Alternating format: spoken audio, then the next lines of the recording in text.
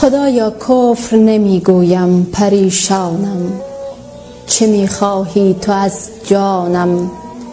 مرا بی آنکه خود خواهم اسیر زندگی کردی.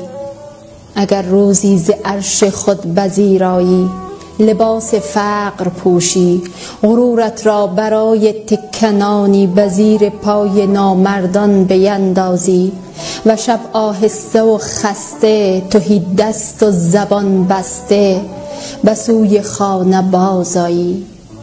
زمین و آسمان را کفر میگویی نمیگویی؟ خداوندا اگر در روز گرماخیز تابستان تنت بر سایه دیوار بگشایی، لبت بر کاسه مسی قیراندود بگذاری و قدری آن طرفتر عمارتهای مرمرین بینی و اعصابت برای سکه این سو و آن سو در روان باشد، زمین و آسمان را کفر میگویی نمیگویی؟ خداوندا اگر روزی بشر گردی، ز حال بندگانت با خبر گردی، پشیمان میشوی از قصه خلقت، از این بودن، از این بدعت.